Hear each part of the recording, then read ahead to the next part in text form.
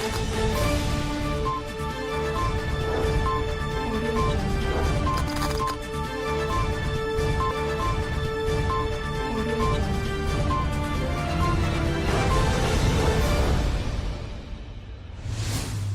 जिनेंद्र। आत्मा चैनल देख रहे सभी दर्शकों का मैं नलिनी स्वागत करती हूं। आइए बढ़ते हैं आज के धार्मिक और सामाजिक समाचारों की ओर। प्रधानमंत्री नरेंद्र मोदी ने शनिवार को यूपी के बलरामपुर में एक जनसभा को संबोधित करते हुए कहा कि भारत के पहले chief of defence staff general Bipin Rawat के निधन से देशवासी बहुत ज्यादा दुखी हैं। आज देश के उन वीर योद्धाओं को श्रद्धांजलि दे रहा हूं जिनका 8 दिसंबर को हेलीकॉप्टर दुर्घटना में निधन हो गया था। भारत के पहले chief of defence staff general Bipin Rawat का जाना हर भारत प्रेमी, हर राष्ट्रभक्त के लिए बहुत बड़ी क्षति है। वे बहुत ही बहादुर थे। पूरा देश उनकी मेहनत का साक्षी है। सैनिक का पूरा जीवन एक योद्धा की तरह होता है। इस मौके प्रधानमंत्री नरेंद्र मोदी ने सरयू नहर राष्ट्रीय परियोजना को राष्ट्र को समर्पित की, जिससे 14 लाख हेक्टेयर से अधिक खेतों में भूमि को सिंचाई के लिए पानी मिलेगा और क्षेत्र के लगभग 29 लाख किसान लाभान्वित होंगे। सरयू नहर राष्ट्रीय परियोजना के निर्माण की कुल लागत 9,800 करोड़ रुपए से अधिक है, जिसमें से 4600 करोड़ रुपए से अधिक का प्रावधान पिछले 4 वर्षों में किया गया। परियोजना में 5 नदियों घाघरा, सरयू, राप्ती, बाणगंगा और रोहिणी को आपस में जोड़ने का भी प्रावधान किया गया है, ताकि क्षेत्र के लिए जल संसाधन का समुचित उपयोग सुनिश्चित हो सके। वहीं प्रधानमंत्री गरीब कल्याण अन्न योजना के तहत मुफ्त राशन वितरण को होली से आगे तक बढ़ा दिया गया है। प्रधानमंत्री गरीब कल्याण अन्न योजना के तहत सरकार राष्ट्रीय खाद्य सुरक्षा कानून के तहत 80 करोड़ राशन कार्ड धारकों को मुफ्त राशन की आपूर्ति करती है। राशन की दुकानों के माध्यम से उन्हें सब्सिडी वाले अनाज के अतिरिक्त मुफ्त राशन दिया जाता है। आत्मा ब्यूरो की रिपोर्ट। ट्रैक्टरों के बड़े बड़े काफिलों के साथ पिछले साल नवंबर में दिल्ली की सीमाओं पर पहुंचे आंदोलनरत किसानों ने शनिवार की सुबह अपने अपने गृह राज्यों की तरफ लौटना शुरू कर दिया है। साल भर से ज़्यादा वक्त तक अपने घरों से दूर डेरा डाले हुए ये किसान अपने साथ जीत की खुशी और सफल प्रदर्शन की यादें लेकर लौट रहे हैं। किसानों ने सिंघू, टिकरी और गाजीपुर सीमाओं पर राजमार्ग पर नाकेबंदी हटा दी और 3 कृषि कानूनों को निरस्त करने और फसलों के लिए न्यूनतम समर्थन मूल्य MSP पर कानूनी गारंटी के लिए एक समिति गठित करने सहित उनकी अन्य मांगों को पूरा करने के लिए केंद्र के लिखित आश्वासन का जश्न मनाने के लिए एक विजय मार्च निकाला। एक सफल आंदोलन के बाद पंजाब, हरियाणा और उत्तर प्रदेश सहित विभिन्न राज्यों में किसानों के अपने घरों के लिए रवाना होने के साथ ही भावनाएं उत्साहित बनकर उमड़ने लगी। रंग बिरंगी रोशनी से सजे ट्रैक्टर जीत के गीत गाते हुए विरोधी स्थलों से युवाओं के साथ नृत्य करते नजर आए। न्यूज एजेंसी ANI ने ट्विटर पर इसको लेकर कई वीडियो पोस्ट किए हैं। एक ट्वीट में दिख रहा है कि कुछ लोग खुशी मनाते हुए ट्रैक्टर से घर जा रहे हैं। आत्मा ब्यूरो की रिपोर्ट।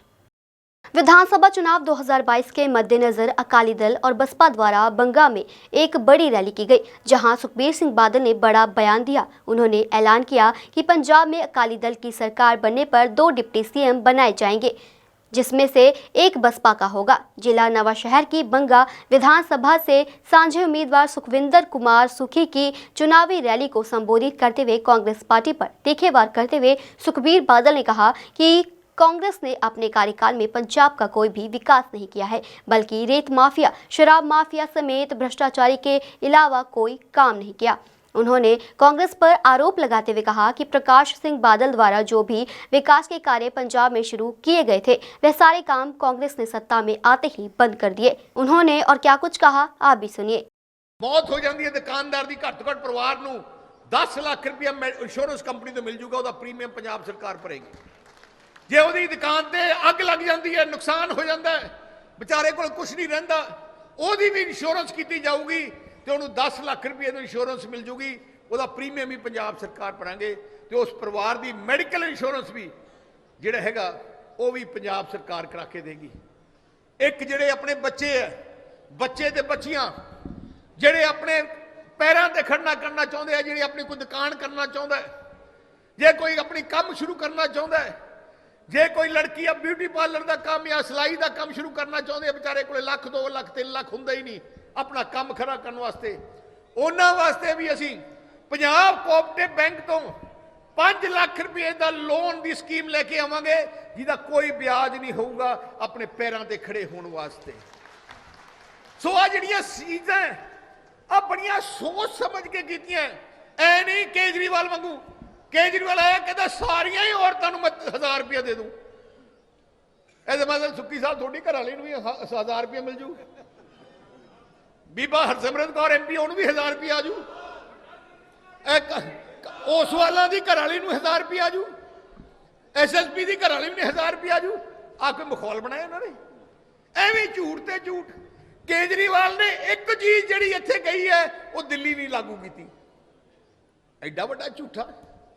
जे मुख्यमंत्री दिल्ली का है, जे पंजाब कोई गारंटी देनी है घट तो घट दिल्ली तो लागू करके आ कि मैं दिल्ली स्टेट चा किया तो हुण इत्थे कर रहे हैं। आ फर्क है इन्हां दा। आ सारे ही ठगी मारते आए हैं। तो एक असी दुआबे मैं 2-3 ऐलान पहले भी किए सी। एक असी डॉक्टर BR अंबेडकर जी के नां ते एक बहुत वड्डी यूनिवर्सिटी असी दुआबे बनावांगे। एक भगवान वाल्मीकि जी के नाम से भी एक यूनिवर्सिटी बनूगी। एक बाबू कांशी राम जी के नाम से मैडिकल कॉलेज असी इत्थे बनावांगे जिहड़ा मैं तुहानूं अज कीता। आत्मा ब्यूरो की रिपोर्ट।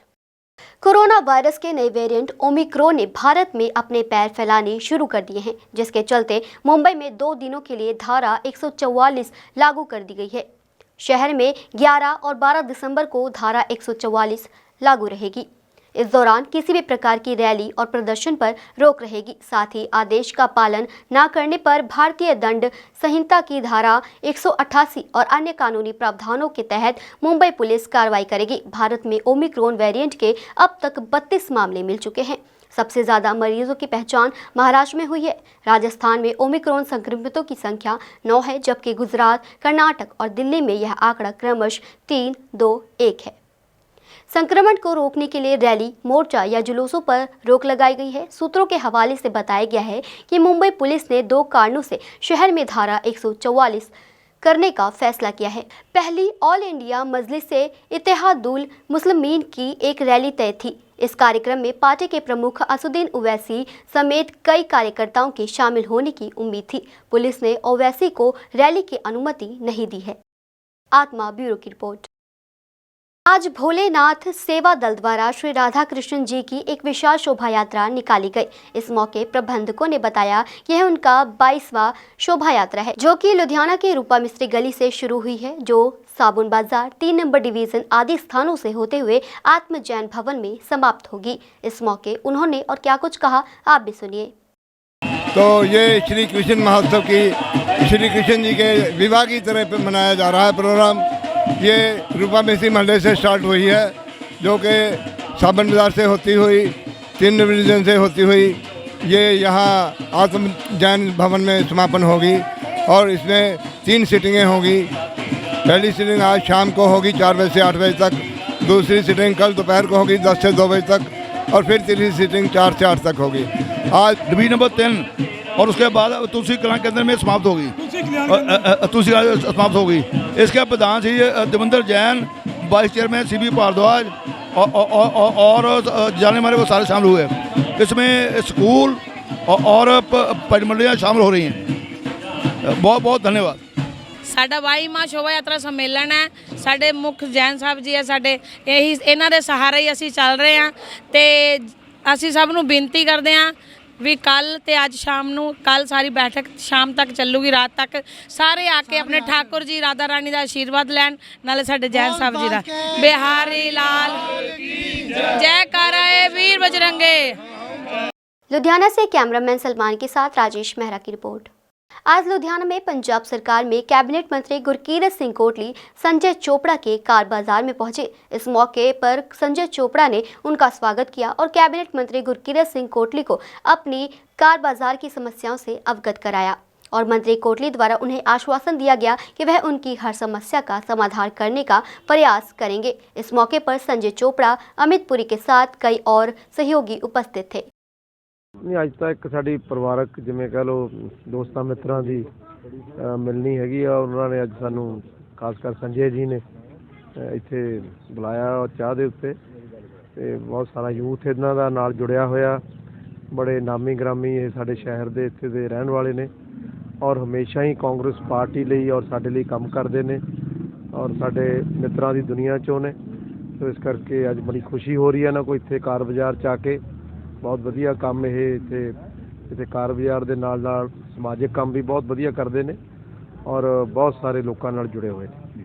ਅੱਛਾ, ਕੋਟਲੀ ਸਾਹਿਬ, ਰਾਘਵ ਚੱਡਾ ਜਿਹੜੇ ਹੈਗੇ ਨੇ ਉਹਨਾਂ ਕਾਂਗਰਸ ਨੂੰ ਨਹੀਂ, ਜਦੋਂ ਦੇਖੋ ਇਲੀਗਲ ਮਾਈਨਿੰਗ ਹੋ ਹੀ ਨਹੀਂ ਰਹੀ ਔਰ ਅਸੀਂ ਇਹ ਓਪਨ ਕਰ ਦਿੱਤੀ ਹੈ ਔਰ 3 ਫੁੱਟ ਦੀ ਜਿਹੜੀ ਕਿਸਾਨਾਂ ਨੂੰ ਖੁੱਲ੍ਹ ਦਿੱਤੀ ਆ ਕਿ ਉਹ ਆਪਣੇ ਜ਼ਮੀਨ 'ਚੋਂ ਖੁਦਾਈ ਕਰ ਸਕਦੇ ਨੇ ਔਰ ਉਹਦੇ ਨਾਲ ਨਾਲ ਇਹ ਇਨਫੋਰਸ ਕੀਤਾ ਕਿ ਜਿਹੜਾ ਤੈਅਸ਼ੁਦਾ ਜਿੰਨੇ ਰੇਟਸ ਨੇ ਉਹ ਲੋਕਾਂ ਨੂੰ ਮਿਲਣਗੇ। ਤਾਂ ਇਸ ਕਰਕੇ ਹੁਣ ਇਲੀਗਲ ਮਾਈਨਿੰਗ ਦਾ ਤਾਂ ਕਿਤੇ ਕੋਈ ਸਵਾਲ ਹੀ ਨਹੀਂ ਹੈਗਾ। ਜਾਣ ਬੁੱਝ ਕੇ ਆਮ ਆਦਮੀ ਪਾਰਟੀ, ਕਿਉਂਕਿ ਇਹਨਾਂ ਦੇ ਹੱਥਾਂ 'ਚੋਂ ਇਹ ਬਹੁਤ ਵੱਡਾ ਮੁੱਦਾ ਜਿਹੜਾ ਖੁੱਸ ਚੁੱਕਿਆ, ਇਸ ਕਰਕੇ ਹੁਣ ਇਹ ਹਿਊ ਐਂਡ ਕਰਾਈ ਜਿਹੜੀ ਆ ਉਹ ਮਚਾ ਰਹੇ ਨੇ ਔਰ ਇਹਨਾਂ ਕੋਲ ਕੋਈ ਮੁੱਦਾ ਨਹੀਂ ਹੈ, ਕੋਈ ਗੱਲ ਕਹਿਣ ਨੂੰ ਨਹੀਂ ਹੈ। ਇਸ ਕਰਕੇ ਇਹ ਲੋਕਾਂ ਨੂੰ ਮੂਰਖ ਨਹੀਂ ਬਣਾ ਸਕਦੇ। ਲੋਕ ਬਹੁਤ ਸਿਆਣੇ ਨੇ। ਸਰ, ਰਾਘਵ ਚੱਡਾ ਜਿਹੜੇ ਚੜੇ ਹੋਏ ਨੇ ਉਹ ਤਾਂ ਦੇਖੋ ਉਹਦਾ ਤਾਂ ਇੱਕ ਸਿਸਟਮ ਆ ਨਾ। ਉਹ ਇਹ ਥੋੜ੍ਹੀ ਆ ਵੀ ਹੁਣ ਕੋਈ ਕਾਨੂੰਨ ਨਾਂ ਦੀ ਵੀ ਕੋਈ ਚੀਜ਼ ਹੈ ਕਿ ਹੁਣ ਆਪਾਂ ਕਾਨੂੰਨ ਨੂੰ ਬਿਲਕੁਲ ਕੋਈ ਛਿੱਕੇ ਟੰਗ ਦਿਆਂਗੇ। ਮੈਂ ਇਹ ਨਹੀਂ ਗੱਲ ਹੈਗੀ। ਦੇਖੋ ਕੋਈ ਵੀ ਵਾਇਲੇਸ਼ਨ ਕਰਦਾ, ਕੋਈ ਕਿਸੇ ਚੀਜ਼ ਨੂੰ ਵਾਇਲੇਟ ਕਰਦਾ ਤਾਂ ਫਿਰ ਉਹਨੂੰ ਭੁਗਤਾਨ ਤਾਂ ਕਰਨਾ ਹੀ ਪਏਗਾ। ਕਹਿਣ ਦਾ ਮਤਲਬ ਜਿਹੜੇ ਪੁਰਾਣੇ ਹੈਗੇ ਉਹ ਭੁਗਤਣੇ ਪੈਣੇ। ਨਹੀਂ, ਦੇਖੋ ਕੀ ਇਹ 'ਚ ਨਿਯਮ ਬਣੇ ਨੇ, ਕੀ ਪਾਲਿਸੀ ਬਣੀ ਹੈ, ਇਹਦੇ ਬਾਰੇ ਮੈਂ ਕਿਉਂਕਿ ਮੈਨੂੰ ਇੰਨੀ ਜਾਣਕਾਰੀ ਨਹੀਂ ਹੈ ਔਰ ਜੋ ਵੀ ਕਿਉਂਕਿ ਰੂਲ ਬੁੱਕ ਦੇ ਮੁਤਾਬਕ ਜਿੰਨੇ ਦਾ ਵੀ ਚਲਾਨ ਕੱਟਿਆ ਜਾਂਦਾ ਉਹ ਨਾ ਭਰਨਾ ਹੀ ਪੈਂਦਾ, ਉਹ ਤਾਂ ਹੈ ਜਾਂ ਕੋਰਟ कचहरी जाना पैंदा। लुधियाना से कैमरामैन गगन के साथ राजेश मेहरा की रिपोर्ट। आज लुधियाना के वार्ड नंबर 3 में हल्का पूर्वी के विधायक संजय तलवार और वार्ड नंबर 3 की काउंसलर पल्लवी विनायक द्वारा एक मीटिंग का आयोजन किया गया। इस मौके पत्रकारों से बात करते हुए एमएलए संजय तलवार ने कहा कि सीएम चरणजीत सिंह चन्नी द्वारा लुधियाना का दौरा किया जा रहा है और उनके हल्के में किए जा रहे विकास कार्यों जैसे कि एग्जीबिशन सेंटर, पालन पार्क आदि का उद्घाटन सीएम चरणजीत सिंह चन्नी द्वारा किया जाएगा, जिसकी तैयारियां जोरों शोरों पर है। वहीं वार्ड की काउंसलर पल्लवी विनायक ने कहा कि कांग्रेस के सभी कार्यकर्ताओं में बहुत ही उत्साह है और आने वाले 2022 के चुनाव में कांग्रेस सरकार पूर्ण बहुमत से जीत हासिल करेगी। ਅੱਜ ਅਸੀਂ ਵਾਰਡ ਨੰਬਰ 3 'ਚ ਜਿੱਥੇ ਸਾਡੇ ਕੌਂਸਲਰ ਮੈਮ ਪੱਲਵੀ ਵਿਨਾਇਕ ਜੀ ਨੇ, ਵਿਪਨ ਜੀ, ਅਰਜੁਨ ਜੀ ਤੇ ਇਹਨਾਂ ਦੀ ਸਾਰੀ ਟੀਮ, ਅਸੀਂ ਲੋਕਾਂ ਨੂੰ ਮੋਟੀਵੇਟ ਵੀ ਕਰ ਰਹੇ ਹਾਂ ਕਿਉਂਕਿ ਚੰਨੀ ਜੀ ਦਾ ਲੁਧਿਆਣੇ ਦਾ ਦੌਰਾ ਹੈ ਔਰ ਮੇਰੇ ਹਲਕੇ ਦੇ ਬੜੇ ਵੱਡੇ ਡ੍ਰੀਮ ਪ੍ਰੋਜੈਕਟ ਹੈ ਜਿਨ੍ਹਾਂ 'ਚ ਐਗਜ਼ੀਬਿਸ਼ਨ ਸੈਂਟਰ ਹੈ, ਈਸਟਰਨ ਕਲੱਬ ਹੈ, ਸਤਿਗੁਰੂ ਰਵਿਦਾਸ ਜੀ ਆਡੀਟੋਰੀਅਮ ਹੈ, ਸਟੈਟਿੰਗ ਕੰਪੈਕਟਰ ਹੈ, ਪਾਮ ਪਾਰਕ ਹੈ। ਸੋ ਇਹਨਾਂ ਕੰਮਾਂ ਦੇ ਉਹਨਾਂ ਨੇ ਉਦਘਾਟਨ ਕਰਨੇ ਆ। ਉਹ ਸਾਡਾ ਫਰਜ਼ ਬਣਦਾ ਵਾ ਕਿ ਸੀਐਮ ਸਾਹਿਬ ਜਦੋਂ ਆਉਣ ਤੇ ਇੱਕ ਮੈਸੇਜ ਇਹੋ ਜਿਹਾ ਜਾਵੇ ਕਿ ਇਸ ਕੌਂਸਟੀਚੁਐਂਸੀ ਦੇ ਜਿਹੜੇ ਲੋਕ ਹੈ ਉਹਨਾਂ ਨੂੰ ਬਹੁਤ ਪਿਆਰ ਕਰਦੇ ਆ ਔਰ ਇਹਦੇ ਵਾਸਤੇ ਅਸੀਂ ਆਪਣੇ ਵਰਕਰਾਂ ਨਾਲ ਮੀਟਿੰਗ ਕਰ ਰਹੇ ਹਾਂ ਤਾਂ ਕਿ ਅਸੀਂ ਤਕਰੀਬਨ 10 ਤੋਂ 15 ਹਜ਼ਾਰ ਦੇ ਜਿਹੜੇ ਸਾਡਾ ਕਰਾਊਡ ਹੈ ਉੱਤੇ ਸੀਐਮ ਸਾਹਿਬ ਦਾ ਵੈਲਕਮ ਕਰੇ। ਤੇ ਕਿਸ ਤਰ੍ਹਾਂ ਦਾ ਉਤਸ਼ਾਹ ਦਿਖ ਰਿਹਾ ਜੀ? ਦੂਜੀ ਫੇਰੀ ਹੈ ਲੁਧਿਆਣਾ ਦੇ ਵਿੱਚ, ਲੋਕ ਬੜੇ ਖੁਸ਼ ਨੇ ਜੀ ਕਿਉਂਕਿ ਉਹਨਾਂ ਨੂੰ ਲੱਗਦਾ ਕਿ ਚੰਨੀ ਜੀ ਉਹਨਾਂ ਦੇ ਆਪਣੇ ਪਰਿਵਾਰਿਕ ਮੈਂਬਰ ਨੇ ਤੇ ਇਹੋ ਜਿਹਾ ਸੌਫਟ, ਇਹੋ ਜਿਹਾ ਕੰਫਰਟੇਬਲ ਜਿੱਦਾਂ ਉਹਨਾਂ ਨੇ ਈਜ਼ੀਲੀ ਇੱਕ ਆਮ ਐਮਐਲਏ ਨੂੰ ਜਾਂ ਕੌਂਸਲਰ ਨੂੰ ਮਿਲਦੇ ਆ ਉੱਦਾਂ ਆਪਣੇ ਸੀਐਮ ਸਾਹਿਬ ਨੂੰ ਮਿਲ ਰਹੇ ਆ ਤੇ ਕੁਝ ਉਹਨਾਂ ਦੀਆਂ ਡਿਮਾਂਡਸ ਨੇ ਜਿਹੜੀਆਂ ਅਸੀਂ ਸਟੇਜ ਤੋਂ ਸੀਐਮ ਸਾਹਿਬ ਨੂੰ ਰਿਕੁਐਸਟ ਕਰਾਂਗੇ। ਉਮੀਦ ਹੈ ਕਿ ਉਹ ਸਾਡੀਆਂ ਉਹ ਚੀਜ਼ਾਂ ਨੂੰ ਵੀ ਪੂਰਾ ਕਰਨਗੇ। ਉਹ ਲੋਕਾਂ ਨੂੰ ਬੜੀ ਖੁਸ਼ੀ ਵੀ ਹੈ ਔਰ ਮੈਨੂੰ ਉਮੀਦ ਹੈ ਕਿ ਜਿਹੜੀਆਂ ਅਗਲੀਆਂ ਵਿਧਾਨ ਸਭਾ ਚੋਣਾਂ ਹੈ ਉਹ 'ਚ ਜਿਵੇਂ ਇੱਕ ਰਿਊਮਰ ਹੈ ਕਿ ਆਮ ਆਦਮੀ ਪਾਰਟੀ ਨਾਲ ਮੁਕਾਬਲਾ ਜਾਂ ਕਿਸੇ ਹੋਰ ਨਾਲ ਮੁਕਾਬਲਾ, ਉਹ ਕਿਤੇ ਹੈ ਹੀ ਨਹੀਂ ਗੇ। ਤਕਰੀਬਨ 75 ਤੋਂ 80 ਸੀਟਾਂ ਜਿੱਤ ਕੇ ਸਾਡੀ ਦੁਬਾਰਾ ਸਰਕਾਰ ਬਣਨ ਜਾ ਰਹੀ ਹੈ। ਸਾਡੇ ਵਾਰਡ ਦੇ ਵਿੱਚ ਲੋਕਾਂ ਦੇ ਵਿੱਚ ਬਹੁਤ ਉਤਸ਼ਾਹ ਹੈ ਕਿਉਂਕਿ ਜਦੋਂ ਦੇ ਸੀਐਮ ਚੰਨੀ ਸਾਹਿਬ ਆਏ ਹੈ ਉਹਨਾਂ ਨੇ ਗਰੀਬਾਂ ਲਈ ਜਿਹੜੇ ਇੱਕ ਜ਼ਮੀਨੀ ਸਤਰ ਤੋਂ ਉੱਠ ਕੇ ਸੀਐਮ ਬਣੇ ਆ ਉਹ ਔਰ ਉਹਨਾਂ ਨੇ ਸਭ ਤੋਂ ਪਹਿਲਾਂ ਆਉਂਦੇ ਆ ਜਦ ਅੱਜ ਤੱਕ ਆਪਾਂ ਉਹਨਾਂ ਦੇ ਦੇਖੀਏ ਫੈਸਲੇ ਇਤਿਹਾਸਿਕ ਫੈਸਲੇ ਲਿੱਤੇ ਹੈ ਜਿਹੜੇ ਕਿ ਇੱਕ ਜਿਸ ਤਰ੍ਹਾਂ ਆਪਾਂ ਇੱਕ ਮੂਵੀ ਦੇਖੀ ਸੀ ਨਾਇਕ, ਜਿਹਦੇ ਵਿੱਚ ਇੱਕ ਦਿਨ ਦੇ ਸੀਐਮ ਬਣ ਕੇ ਇਤਿਹਾਸਿਕ ਫੈਸਲੇ ਲੋਕਾਂ ਲਈ ਲੈਂਦੇ ਆ। ਉਸੇ ਤਰ੍ਹਾਂ ਅੱਜ ਮੈਂ ਇਹਨਾਂ ਨੂੰ ਇੱਕ ਨਾਇਕ ਦੇ ਰੂਪ 'ਚ ਦੇਖਦੀ ਹਾਂ ਕਿ ਕਾਂਗਰਸ ਪਾਰਟੀ ਨੂੰ ਜਿਹੜਾ ਦੁਬਾਰਾ 2022 ਦੇ ਵਿੱਚ ਕਾਂਗਰਸ ਪਾਰਟੀ ਕਲੀਨ ਸਵੀਪ ਲੈ ਕੇ ਆਏਗੀ ਬਾਕੀ ਪਾਰਟੀਆਂ ਲਈ ਔਰ ਕਾਂਗਰਸ ਪਾਰਟੀ ਦੀ ਦੁਬਾਰਾ ਸਰਕਾਰ ਬਣੇਗੀ। ਜਿਹੜੇ ਸੀਐਮ ਚੰਨੀ ਸਾਹਿਬ ਹੈ ਉਹਨਾਂ ਦੇ ਲੁਧਿਆਣਾ ਦੌਰੇ ਨੂੰ ਲੈ ਕੇ ਸਾਰੇ ਵਰਕਰਾਂ ਦੇ ਵਿੱਚ ਖਾਸ ਉਤਸ਼ਾਹ ਹੈ ਔਰ ਸਿੱਧੂ ਜੀ ਦੇ ਆਉਣ ਨਾਲ ਵੀ ਇਸ ਪਾਰਟੀ ਵਰਕਰਾਂ ਦੇ ਵਿੱਚ ਇੱਕ ਬਹੁਤ ਉਤਸ਼ਾਹ ਹੈ ਕਿ ਪਾਰਟੀ ਦੇ ਵਿੱਚ ਇੱਕ ਨਵੀਂ ਜਾਨ ਆਈ ਹੈ। ਲੋਕ ਹੁਮਾ ਕੇ ਖਾਸ ਕਰਕੇ ਈਸਟ ਹਲਕੇ ਦੀ ਗੱਲ ਕੀਤੀ ਜਾਏ ਤਾਂ ਸਾਡੇ ਐਮਐਲਏ ਸੰਜੇ ਤਲਵਾਰ ਜੀ ਨੇ ਲਗਭਗ 4000 ਕਰੋੜ ਦੀ ਡਿਵੈਲਪਮੈਂਟ ਕਰਵਾਈ ਹੈ ਇਸ ਵਾਰਡ ਦੇ ਵਿੱਚ ਤੇ ਲੋਕਾਂ ਦੇ ਵਿੱਚ ਬਹੁਤ ਜ਼ਿਆਦਾ ਉਤਸ਼ਾਹ ਹੈ ਵੀ ਅਸੀਂ ਇਹਨਾਂ ਨੂੰ ਅੱਗੋਂ ਇਹਨਾਂ ਨੂੰ ਸਪੋਰਟ ਕਰਨ ਲਈ ਇਹ ਰੈਲੀ ਕੀਤੀ ਜਾ ਰਹੀ ਹੈ ਔਰ ਸੀਐਮ ਸਾਹਿਬ ਨੇ ਆ ਕੇ ਇਸ ਤਰ੍ਹਾਂ ਅਮਿਊਜ਼ਮੈਂਟ ਪਾਰਕ ਹੈ, ਐਗਜ਼ੀਬਿਸ਼ਨ ਸੈਂਟਰ ਹੈ, ਕਲੱਬ ਹੈ, ਈਸਟਰਨ ਕਲੱਬ, 5 ਵੱਡੇ ਪ੍ਰੋਜੈਕਟਾਂ ਦਾ ਉਦਘਾਟਨ ਕਰਨ ਆ ਰਿਹਾ। ਇਹ ਇਸ ਹਲਕੇ ਲਈ ਇੱਕ ਬਹੁਤ ਵੱਡਾ ਮੀਲ ਪੱਥਰ ਹੈ ਕਿਉਂਕਿ ਇਸ ਹਲਕਾ ਕਿਤੇ ਨਾ ਕਿਤੇ ਇੱਕ ਪਿਛੜਿਆ ਹੋਇਆ ਇਲਾਕਾ ਸੀ ਔਰ ਐਮਐਲਏ ਸਾਹਿਬ ਦੀ ਮਿਹਨਤ ਸਦਕਾ ਕਿਉਂਕਿ ਗਵਰਨਮੈਂਟ ਕਾਲਜ ਬਣਿਆ ਅੱਜ ਇਸ ਹਲਕੇ ਦਾ ਪੂਰੇ ਲੁਧਿਆਣੇ ਦੇ ਵਿੱਚ ਨਹੀਂ ਪੂਰੇ ਪੰਜਾਬ 'ਚ ਨਾਮ ਹੈ ਕਿ ਇੱਕ ਐਮਐਲਏ ਜਿਹੜਾ ਕਿ ਫਸਟ ਟਾਈਮ ਐਮਐਲਏ ਬਣਿਆ ਉਹਨੇ ਆਪਣੇ ਇਲਾਕੇ ਲਈ ਇੰਨੇ ਵੱਡੇ ਪ੍ਰੋਜੈਕਟ ਲੈ ਕੇ ਆਏ ਔਰ ਮੇਰੇ ਵਾਰਡ ਨੰਬਰ 3 ਦੇ ਵਰਕਰ ਹੈ ਇਹਨਾਂ 'ਚ ਪੂਰਾ ਉਤਸ਼ਾਹ ਹੈ ਕਿ ਐਮਐਲਏ ਸਾਹਿਬ ਅਗਰ 500 ਕਹਿੰਦੇ ਆ ਤੇ ਅਸੀਂ 700-800 ਬੰਦੇ ਦੀ ਆਪਣੀ ਗੈਦਰਿੰਗ ਉੱਥੇ ਲੈ ਕੇ ਜਾਵਾਂਗੇ ਸੀਐਮ ਸਾਹਿਬ ਦਾ ਸਵਾਗਤ ਕਰਨ ਲਈ। बहुत बहुत धन्यवाद। जय हिंद जय भारत। लुधियाना से कैमरामैन विकास के साथ राजेश मेहरा की रिपोर्ट। लुधियाना के पालम इनक्लेव में आज किड्जी प्री स्कूल में स्पोर्ट्स डे मनाया गया जिसमें नन्हे मुन्ने बच्चों द्वारा पार्टिसिपेट किया गया और बच्चों को इनाम देकर उनका उत्साह बढ़ाया गया। सारे ਨੂੰ ਸਤਿ ਸ਼੍ਰੀ ਅਕਾਲ। ਅੱਜ ਸਾਡਾ 5th ਐਨੂਅਲ ਸਪੋਰਟਸ ਮੀਟ ਹੋ ਰਹੀ ਹੈ। ਇੱਕ ਕਿੰਡਰਗਾਰਟਨ ਸਕੂਲ ਹੈ। ਕਿੰਡਰਗਾਰਟਨ ਸਕੂਲ ਦੇ ਵਿੱਚ ਮੇਰੀ 100% ਸਟੂਡੈਂਟਸ ਨੇ ਪਾਰਟਿਸਿਪੇਟ ਕੀਤਾ ਜਿਸ ਦੇ ਵਿੱਚ ਅਸੀਂ ਬੱਚਿਆਂ ਨੂੰ ਮਾਨਸਿਕ ਸੰਤੁਲਨ ਜੋ ਕਿ ਆਨਲਾਈਨ ਕਲਾਸਿਸ ਚੱਲਣ ਦੇ ਕਾਰਨ ਜੋ ਵਿਗੜ ਗਿਆ ਸੀ ਉਸ ਨੂੰ ਸਹੀ ਰੱਖਣ ਦੇ ਲਈ ਕਿ ਉਹਨਾਂ ਨੂੰ ਇੱਕ ਅਸੀਂ ਫਿਜ਼ੀਕਲ ਐਕਟੀਵਿਟੀ ਦੇ ਵਿੱਚ ਕਨਵਰਟ ਕਰਤਾ ਤਾਂ ਕਿ ਉਹ ਬੱਚੇ ਆਪਣੀ ਸਰੀਰਕ ਤੌਰ 'ਤੇ ਆਪਣੀ ਫਿਜ਼ੀਕਲੀ ਫਿਟਨੈਸ ਨੂੰ ਵਾਪਸ ਲੈ ਕੇ ਆਉਣ ਤਾਂ ਕਿ ਬੱਚਿਆਂ ਨੂੰ ਜੋ ਸਮਾਜ ਦੇ ਵਿੱਚ ਦੇਖਿਆ ਜਾ ਰਿਹਾ ਹੈ ਕਿ ਬੱਚੇ ਮਾਨਸਿਕ ਸੰਤੁਲਨ ਖੋ ਰਹੇ ਨੇ ਅਸੀਂ ਉਹ ਚੀਜ਼ ਨੂੰ ਰਿਕਵਰ ਕਰਨ ਲਈ ਬੱਚਿਆਂ ਦੀ ਓਵਰਆਲ ਡਿਵੈਲਪਮੈਂਟ ਦੇ ਉੱਤੇ ਕੋਸ਼ਿਸ਼ ਕਰਦੇ ਹਾਂ। ਕਿਹੜੀ ਗੇਮ ਕਰਵਾਈ ਗਈ ਇਹਦੇ ਪ੍ਰੋਗਰਾਮ ਸਰ ਬਹੁਤ ਸਾਰੀਆਂ ਗੇਮ ਅਸੀਂ ਆਰਗੇਨਾਈਜ਼ ਕੀਤੀਆਂ ਜਿਸ ਦੇ ਵਿੱਚ ਹੁਲਾ ਹੂਪ ਹੈ, ਜੈਲੀਫਿਸ਼ ਹੈ ਔਰ ਹਰਡਲ ਰੇਸ ਹੈ। ਵੀ ਹੈਵ ਟੂ ਮੈਨੀ ਰੇਸਿਸ ਐਕਚੁਅਲੀ। ਤੇ ਬੱਚਿਆਂ ਨੂੰ ਕੋਈ ਮੈਸੇਜ ਦੇਣਾ ਚਾਹੁੰਦੇ ਹੋ ਕਿ ਸਰ ਬੱਚਿਆਂ ਨੂੰ ਜਿਵੇਂ ਅਸੀਂ ਇਨਕਰੇਜ ਕਰਦੇ ਹਾਂ ਪਰਮਾਤਮਾ ਕਰੇ ਸਾਰੇ ਪੈਰੈਂਟਸ ਵੀ ਸਾਡੇ ਵਾਂਗੂ ਹੀ ਐਨਾ ਇਨੀਸ਼ੀਏਟਿਵ ਲੈਣ ਤੇ ਬੱਚਿਆਂ ਨੂੰ ਅੱਗੇ ਲੈ ਕੇ ਆਉਣ। लुधियाना से कैमरामैन विकास के साथ राजेश मेहरा की रिपोर्ट। हैप्पी मेमोरियल सोसाइटी की ओर से सोसाइटी के प्रधान रोशन लाल शर्मा की अगुवाई में ज़रूरतमंद परिवारों को राशन वितरित किया गया। इस दौरान अश्विनी शर्मा, रोशन लाल शर्मा ने कहा कि सोसाइटी की ओर से प्रतिमाह ज़रूरतमंद परिवारों को राशन के साथ साथ अन्य घरेलू सामान भी वितरित किया जाता है। इस दौरान बाबा गुप्ता, राजकुमार, मनदीप शर्मा, मोहम्मद फारूक आदि मौजूद रहे। मैं जगदीश बजाज जी जिन्हों ने सानू इस पासे लाया मैं उन्होंने दिल दियां गहराइयां तो धन्यवाद भी करना और ये आस भी करना कि जिन्नियां भी स्वै सेवक जथेबंदियां वो वध तो वध लोगों की सेवा करन क्योंकि अज के पदार्थवादी युग के अंदर जिथे रिश्ते नाते सारे बिगड़ चुके हैं उसके बावजूद अज समाज के अंदर इन्हां संस्थावां का फर्ज बनता कि वो वध तो वध लोगों का सहयोग करन क्योंकि सरकारां दे काम है किसी नूं भुखा नहीं सौण देना उसके बावजूद भी ये जो संस्थावां जिहदे च हैप्पी मेमोरियल सोसाइटी का बहुत बड़ा रोल है मैं रब परमात्मा कोलों ये आस करना कि मैनू हिम्मत देवे मेरी संस्था नूं हिम्मत देवे ताकि असीं लोकां दी सेवा करते रहिए। धन्यवाद। लुधियाना से कैमरामैन गगन के साथ राजेश मेहरा की रिपोर्ट। फिरोजपुर के डिप्टी कमिश्नर ऑफिस के बाहर 12 दिनों से धरने पर बैठे हुए समूह मजदूर वेलफेयर सभा के लोगों ने अपनी मांगों को लेकर सर्दी में कपड़े उतारकर पंजाब सरकार के खिलाफ जमकर नारेबाजी करते हुए प्रदर्शन किया।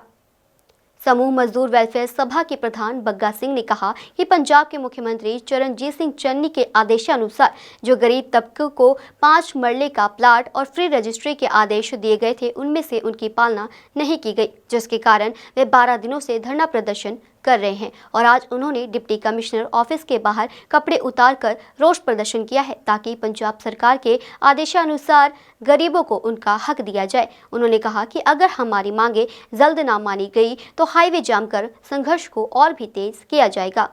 सर सब तो पहला सारिਆਂ ਨੂੰ देशवासियों जय भीम जय भारत सत श्री अकाल नमस्कार साथियों।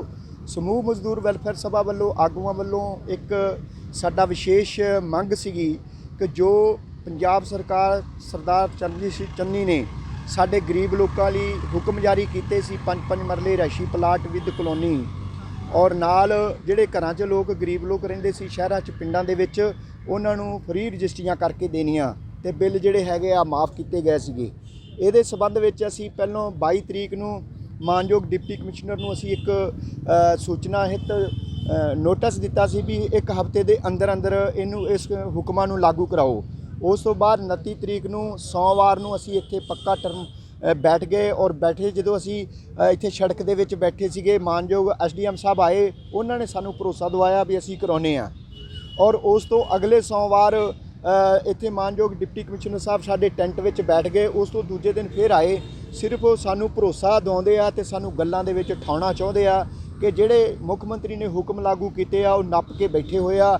ਜਿਹੜੇ ਵਿਧਾਇਕ ਨੇ ਇੱਥੋਂ ਦੇ ਵੋਟਾਂ ਲੈ ਰਹੇ ਨੇ, ਉਹਨਾਂ ਦੀ ਨੀਤੀ ਬਣੀ ਹੋਈ ਆ ਕਿ ਇਹ ਲੋਕ ਜਿਹੜੇ ਹੈਗੇ ਆ ਸਾਡੇ ਸ਼ਰਨਾ ਚਾਵਣ ਤੇ ਅਸੀਂ ਇਹਨਾਂ ਨੂੰ ਪਹਿਲਾਂ ਆਪਣੀ ਈਨ ਬਣਾ ਲਈਏ ਵੀ ਸਾਨੂੰ ਵੋਟ ਪਾਓਗੇ, ਸਾਡੀ ਦੂਸਰੀ ਸਰਕਾਰ ਬਣਾਓਗੇ ਦੂਜੀ ਵਾਰ ਤੇ ਫਿਰ ਅਸੀਂ ਉਹ ਹੁਕਮ ਲਾਗੂ ਕਰਾਂਗੇ। ਅੱਜ ਕਿੰਨੇ ਦਿਨ ਚ ਤੁਹਾਡਾ? ਅੱਜ ਸਾਡਾ 12 ਦਿਨ ਹੋ ਗਿਆ ਲੱਗਿਆ ਨੂੰ ਤੇ ਇਹਨਾਂ ਨੂੰ ਇੱਕ ਸ਼ਰਮਿੰਦਾ ਕਰਨ ਲਈ ਅਸੀਂ ਇੱਕ ਜਿਹੜਾ ਅਜੇ ਕੱਪੜੇ ਲਾ ਕੇ ਰੋਸ ਪ੍ਰਦਰਸ਼ਨ ਜਾਰੀ ਕਰ ਰਹੇ ਹਾਂ ਫਿਰੋਜ਼ਪੁਰ DC ਦਫ਼ਤਰ ਤੋਂ।